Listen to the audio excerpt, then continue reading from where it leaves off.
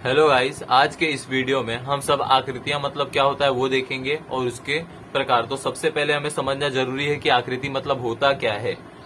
कोई भी जटिल सूचना को सरलता पूर्वक समझाया जा सके सामने वाले व्यक्ति को किस स्वरूप में, तो आकृति के स्वरूप में, जिसे हम आकृति कहते हैं। तो यहाँ पे क्या लिखा गया है वो देखते हैं।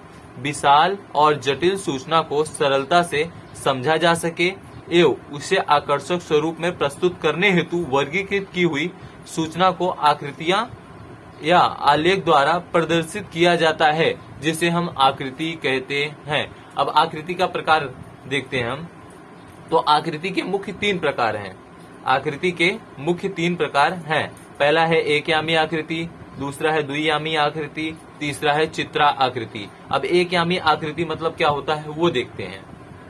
तो यहाँ पे ध्यान दो, जब दी गई सूचना किसी एक ही परिमाण को ध्यान में लेकर आकृति बनाई जाए तब उसे एकयामी आकृति कहते हैं। अब जैसे कि समझो, यहाँ पे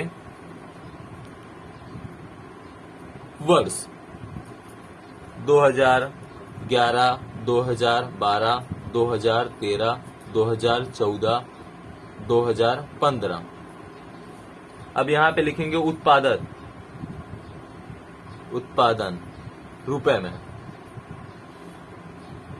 120, 150, 110, 120, 130।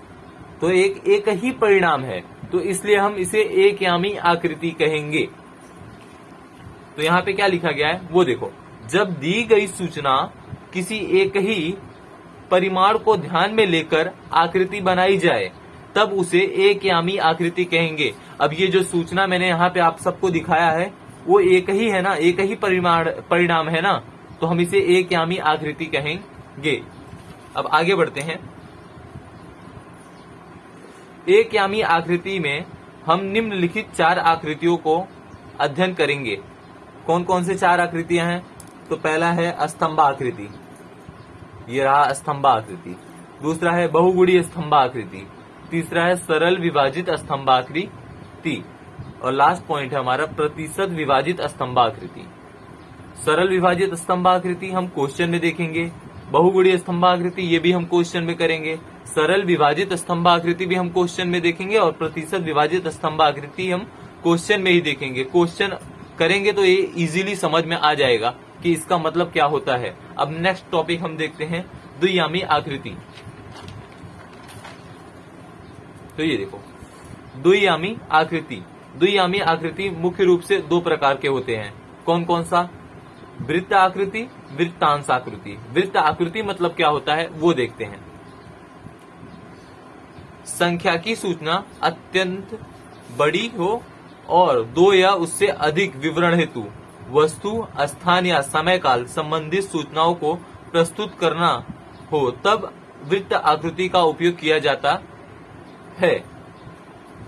उसके बाद वस्तु की मात्रा, वस्तु का क्षेत्रफल।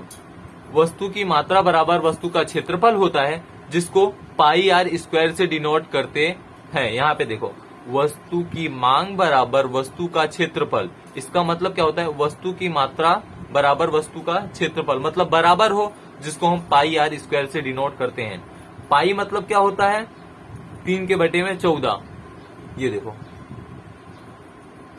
पाई मतलब होता है 3/14 या 22/7। और आर मतलब होता है वृत्त की त्रिज्या। आर बराबर होता है वृत्त की त्रिज्या। अब वृत्तांश आकृति मतलब क्या होता है? यहाँ पे देखो, वृत्तांश आकृति। द्वियामी आकृति के दो प्रकार थे, एक है वृत्त आकृति, दूसरा है वृत्तांश आकृति। वृत्त आकृति हमने देख लिया, अब हम देखेंगे वृत्तांश आकृति। तो संख्यात्मक रूप से बड़ी सूचना के लिए वृत्तांश आकृति का उपयोग तुलना हेतु किया जाता है, जिसे हम वृत्तांश आकृति कहते हैं। अब इसके बाद हमारा नेक्स्ट टॉपिक है चित्राकृति। चित्राकृति मतलब होता क्या है? तो यहाँ पे लिखा गया है, सूचना का चित्रात्मक प्रस्तुत को चित्र आकृति कहते हैं। यह चित्रात्मक सूचना की प्रस्तुति को चित्रात्मक आकृति कहते हैं। हम चित्र के द्वारा जो प्रस्तुत करते हैं, अर्थात चित्रात्मक आकृति।